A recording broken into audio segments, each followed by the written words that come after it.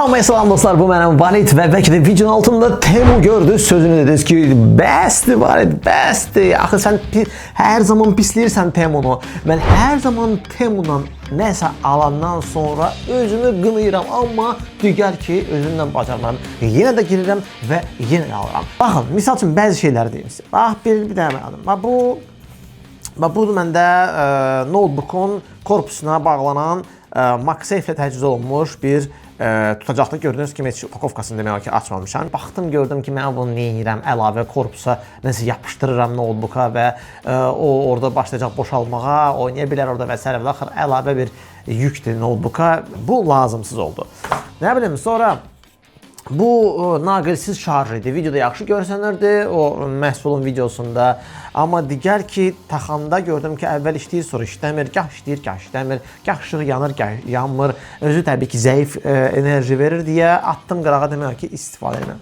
Və bu cür hələ mən yalnız bir neçəsini, hələ bəziləri mən sizə videoda göstərmişəm. Yəqin ki, Temu haqqında çəkdiyim videolarda görmüsünüz, keyfiyyətsiz məhsullar da çox alıb. Amma digər ki, elə məhsullar var ki, köşürəsən, baxırsan, deyirsən ki, wow, bu cür ucuza, bu cür məhsul və özünü saxlamayıb yenə də alırsan.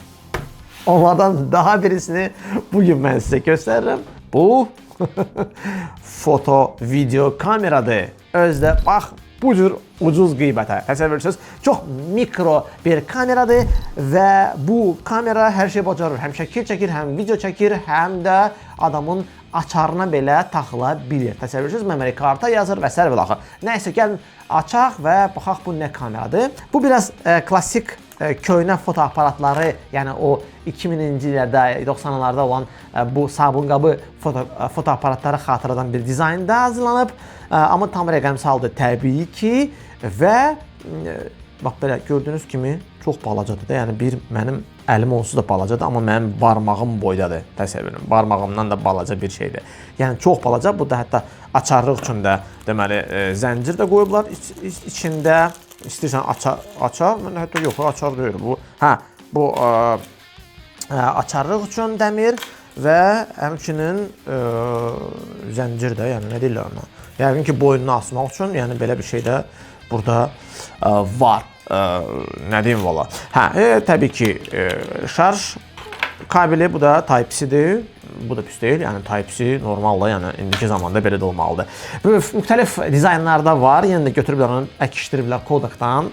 Onun da bir neçə dizaynı var, maraqlı dizaynı var, üzündə belə insan üzləri var. Belə 80-ci, 90-cı illərin, 90 yox, hətta 80 mən deyərdim, 70-lərin axırı, 80-in dizaynıdır. Burada hətta yazılıb 1984, ümumiyyətlə bilirsiniz ki, hal-hazırda retro vibe, belə 80, 90, 2000-lərin vibe'ı yenə də populyardır, yenə də dəbdədir. Yuxarıda şəkil çəkmə və yandırma söndürmə düyməsi var. Yandan balaca bir dinamiki var, səs dinamiki var.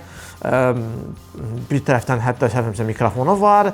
Aşağıdan Type-C portu, burada reset düyməsi var. Yəni hər hansı bir ayarları sıfırlamaq üçün və memory kart yeri var. Burada adi micro SD kart gedir. Mən məsəl üçün 32 GB-lığı salmışam və işləyir normal. Bəli, ekran açığı mən belə başa düşürəm ki, orijinalda biraz daha böyükdür.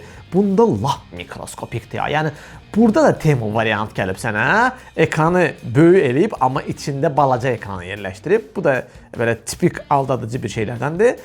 Deməli, burada nə var? Yaddaşa girib baxmaq üçün deməli düymə, yəni play düyməsi də belə deyək də və yuxarı aşağı menyuda daxil olmaq üçün. Burada ayrıca menyu knopkası yoxdur. Sən məsələn bundan edirsən də. Burada bir dənə basırsan play, bu video rejimindən göstərir. Bax, hal-hazırda göstərir ki, 3 saat 35 dəqiqə çəkə bilərəm videonu. Daha sonra səs yazma var. Səs yazmaq burada məsləhət görmürəm. Mikrofonları bərbaddır. Sonra bir dəfə də basırsan, bu nədir? Bu artıq oxudursan.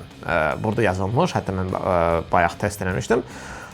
Belə, burada filtr var dostlar. Təsəvvür edirsiniz, burada nəinki adi şəkil çəkir. Burada müxtəlif filtrlər var. Məsəl üçün, istəyirsən şəkili belə ağ elə, istəyirsən qırmızı var. Burada ağ-qara var.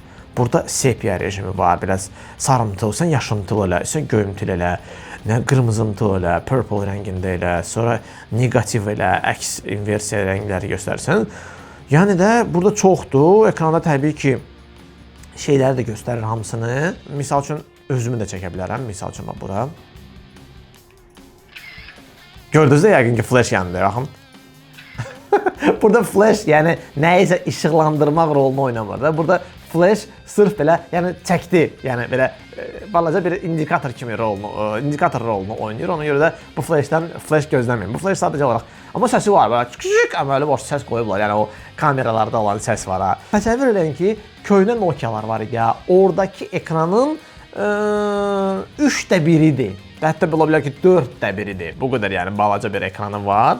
Ona görə bu telefon, bu kameranın ekranına çox da ümid eləməyin. Burada hansı yəni mən fikirləşirəm ki, bu onsuz da heç kim bundan professional şəkillər gözləmir. İndi gəlin videoda yazaq. Görək bu video əfsanəvi video necə yazır. Barmaq kamerasının barmaq kamerasının video testidir. Bu video necədir bilmirəm. Bilirəm ki, çox güman ki, gözlədiyiniz bir telefondan gözlədiyiniz keyfiyyət deyil, bir kameradan gözlədiyiniz keyfiyyət deyil, amma bir barmaq boyda kameranın çəkilişi necə ola bilərsə, yəqin ki, elə belədir.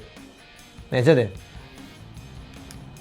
Bir əyləncə növü kimi və ya telefon heç olmayanda, dediyim kimi, onu əvəz eləməsə də, o eyni keyfiyyəti verməsə də, amma telefonun necə deyirlər, yox, öz vibe'ını verən bir kameradır. Sizcə bu pulu mən havaya atdım, yoxsa maraqlı bir şeydir? Xahiş edirəm, siz də şərhlərdə Temu haqqında öz təcrübənizi yazın və videoda hansı mövzulara yer verək, bunu da zəhmət olmasa yazın.